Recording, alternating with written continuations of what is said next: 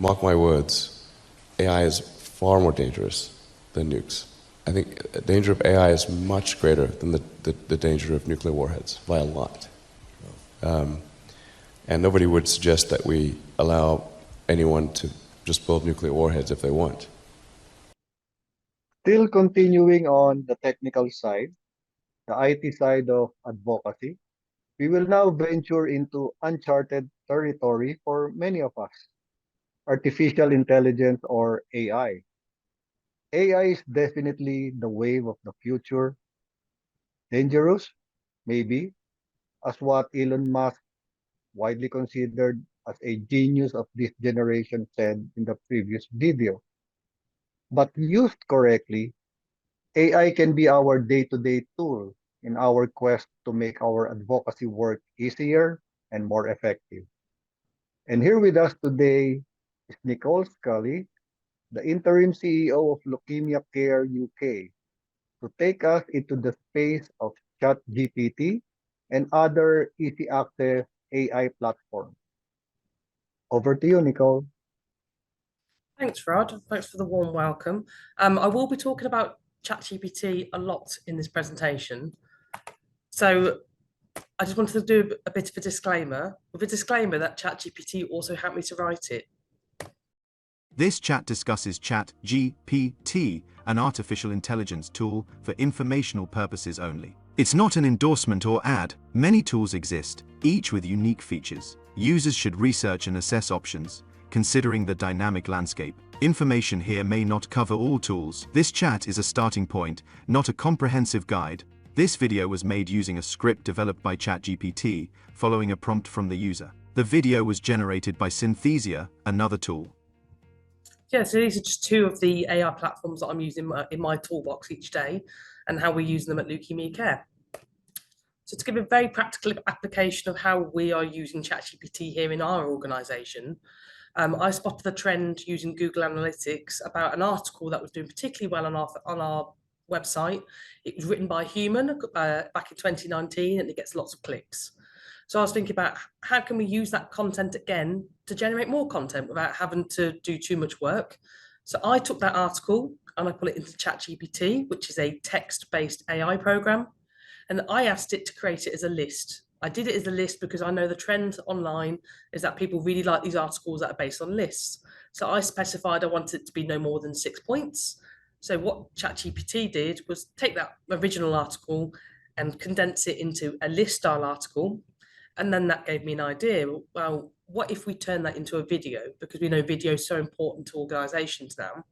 And I also know of another program called Synthesia, which would turn the script into a video itself. So on the right-hand side, there's an AI video that was created using an avatar. So an avatar is essentially a video of a person talking to the screen.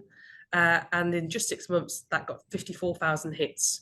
So from my original human written article, which was written in 2019, I managed to write 2 more pieces of content and it took me minutes to do. Whereas if I was going to film a traditional video, this would have taken me hours, if not days to do. So it was a very quick way of creating content that was relevant to my audience, that was based on an article that was already written and checked by a human. Thank you for this, Nicole. But, I could be ahead of your slides, but why choose ChatGPT amongst the many tools out there? Surely various organizations must have their reasons, including your own, Leukemia Care. What makes ChatGPT stand out? I mean, for us, Rod, and it's a really good question, ChatGPT is very accessible in terms of it's quite easy to play with it. So you don't need lots of technical knowledge to use it because it's all written based on text, so things that you ask it. And ChatGPT, its initial basic version, is free to use. So for lots of organizations, we are constrained by time and money. So actually this takes away the constraint of money. So this gives us something that we can play with that we're used to in terms of writing things down. And it also produces some really quite incredible results. So I think that's why it's taken the world by storm currently. So ChatGPT, as I say, is a word-based AI output. So what you do essentially with ChatGPT, because it is a blank screen to start off with, is you are asking it to perform a task. So it will not do things without you asking it first. So that's really key. So you need to think about what do you want it to do? The second stage to all of this is how to refine that task. So the first draft is never the final product that you want to put out. So how do you want to refine it? And then you have to think about how you're going to apply your knowledge of your organization to add that human touch, which is incredibly important in a world where we're all asking ultimately for donations and support. So while you're at it, in your experience using ChatGPT, how does it, add the human touch in writing? I am asking this because donors tend to give or give more when asked again personally than just a cut and paste type of letter. I mean, I think to answer your question initially, ChatGPT isn't that great at the human touch because it is very much user generated, and it's only working off what you're telling it, so it doesn't know loads about your organization. But this is where your personal input can add value to what the AI is generating. So although AI can generate a letter, and in this example on screen, this is a fundraising letter where I asked for £5 for a project that we're working on. The letter in the first draft is quite clinical because it doesn't really know the ins and outs of my organisation. But I could potentially ask ChatGPT to refine it with more information. So I might give it more information about the service or the benefit of the service or what £5 could do. Or I could take that offline and then I could, use a word processor, the normal things that I would do day to day, to add those little personal touches, the name, little facts I know about the donor, have they ever given in the past, what they've done for you, in the past, have they volunteered? So actually it's that blend of the AI generated and the human, which can create a really great product. ChatGPT on its own will not do that for you. It will come across as very clinical and you won't stand out. And in the world where people are constantly being asked to do something, not standing out is quite dangerous. So I think you have to make sure that you've got that time and thought to make it stand out and be really personalized to them. So this is the starting block, but I think people always have to take it offline. As I go through these examples, you'll see this over and over again. So, in the patient advocacy space, I could ask ChatGPT to write me a letter about a topic. In this example, I've asked it to write a letter about employment rights that a patient could give to their employer. So ChatGPT has been great in terms of it will give you suggestions about the sort of employment issues that might affect ex-patient. What it doesn't know is about that person themselves. So that person might have given me some more information about where they work or the challenges they've personally faced. So by using this outline, I could then go back and personalize it with some more information. So the employer knows that I am fully aware of the situation.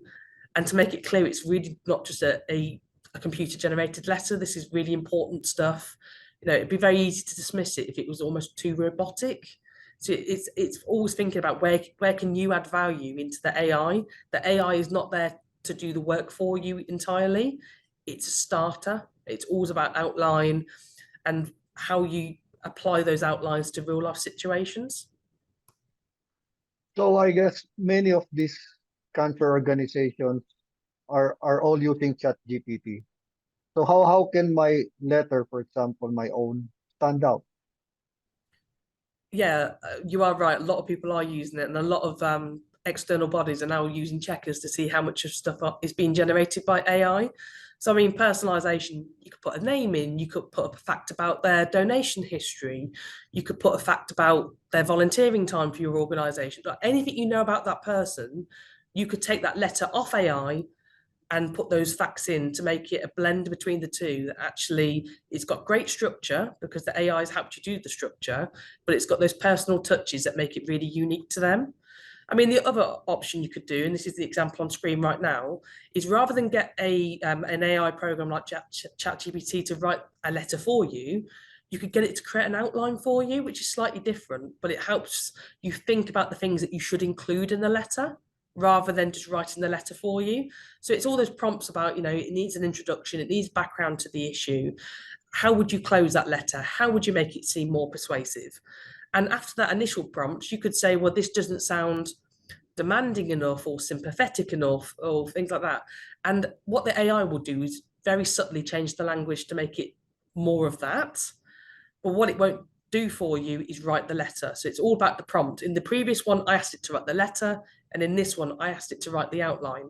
This very much depends on preference of do you want to have that more personalized letter that is come from you directly with some direction? Or do you want something that is AI generated that you just do some light touch edits to? There's no right or wrong answer. I think it all depends on that situation you're talking about. Who are you writing to and how are they likely to feel about that letter? That letter, that example of a letter for a decision maker is very critical. Do I need to research on the organization or the person itself I am I writing think to before asking ChatGPT to write me an outline? I think research is really key in this one, Rod. So, I mean, with all things in life, you should always do research before if you're trying to write to someone important, as much as you can know about them to help shape that letter is really important. ChatGPT also has its limitations. So ChatGPT only knows information up until 2022. So if that person only came to prominence in 2023, it won't know anything about them. So you are going to have to rely on your own knowledge. And, you might have had previous conversations with that person as well. ChatGPT will not know that. So you need to apply your situation and how you've interacted with that person into the letter. The AI will never do that for you, but it might create a great structure around it to frame it, which is always really helpful. I mean, my background is actually communications, so I do a lot of social media and video, and as you can see, article writing and stuff. But social media for organisations is very, very time consuming. There's lots of pressure on organisations to have be on every single social media, create loads of content.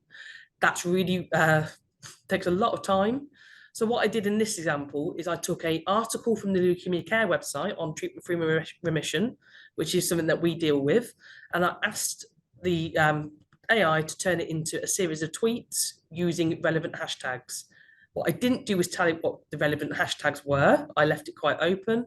And all I did about the tweets was say it needed to be 5 tweets long. Would I ever put that straight into Twitter? No, it needs editing. So I would probably go back to ChatGPT and say, I don't like your hashtags. These are the hashtags we'd use, and get it to adjust that. Or I might say, I wouldn't refer to a healthcare team as X. Could you change the terminology? And it'll go through and change those sort of things. So it's that back and forth interaction of telling it what you like and it will change it for you. But it does always need a really strong edit. Now I think we're possibly going into dangerous territory. Tweets can sometimes make or break an organization or someone's integrity. Any tips on how to make it positively impact one's purpose? I think for me at Leukemia Care, it's always making sure that the content all sounds like us. So, the hashtags on this I would never use. So changing the hashtags out, making sure we are referencing our cause in the right way. So, would we refer to people as patients? Would we refer to healthcare professionals in that way? I think it's that double checking, triple checking, don't just trust the AI. The AI is only working off things that it thinks it knows. We know our organizations best, so we need to really hone in on that editing style and be completely confident in the content that we're putting out. Speed sometimes can be quite dangerous because we can overlook the quality. So I've talked about ChatGPT a lot in this conversation, but there are other AI platforms. I wouldn't say they're all at the same level as ChatGPT, but that platform itself could be quite overwhelming if you've never considered using AI. Canva's an actual suite of, it's like a program that does all sorts of photo editing, posters. Basically, it's a real good toolbox for not-for-profits.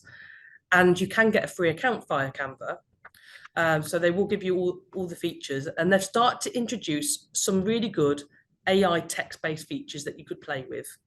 I wouldn't say in some ways there is advanced ChatGPT, but if you want to just do some beginner level tests with AI text, Canva's a really good place to start. But I will show you the current limitations on AI. So you might be watching this thinking, oh, AI sounds like it's the way to fix everything. I asked Canva AI to turn myself into a cartoon, and I'm hoping it's just that AI hasn't come far enough along, because I'm really not sure on the teeth in this picture. AI still has a long way to go, and there are lots of situations where the human touch and is much better than this. So it's just that warning of don't completely trust the AI to be able to do what you want it to do. There will still be lots of situations where your skill set and external skill sets will be far more appropriate to use. So the key takeaways, you need to ask the prompts, so ask it questions, and then keep asking it questions, refine those prompts, and at some point, take it off the AI and do the human overview for everything. Everything should have a personal touch. We are organizations talking to other human beings. People expect that human touch. The advantage of AI is you can create content far more cheaply because you can do it at scale. So rather than having to spend hours and hours and hours creating lots of content, we could use one piece of content to make 2 or 3 other pieces of content. And it's particularly good for video creation that we all know is quite expensive to do. The AI video creation platforms are a lot cheaper compared to traditional video, but they're not quite the same. And all I can encourage everyone to do is have a play with some of these AI programs. Don't be too frightened. You don't have to publish anything, but just get comfortable in the technology, because it is going to, as Rod said at the very beginning, this is becoming part of day-to-day life. So starting small and just have a little try and see how it works for you and how it could fit into your organization. I think that's a really good starting block, but don't be frightened to play with it. You can't really go too wrong. And if you don't like what's produced, just ignore it. You don't have to use it. Obviously, my email address is on the screen, so if anyone wants to reach out and talk to me about AI, more than welcome to as well. Yeah, so I'd like to thank you, Nicole, for sharing your experiences working with AI-generated platforms. And it's now up to us how to leverage these tools in seeking success in our journey.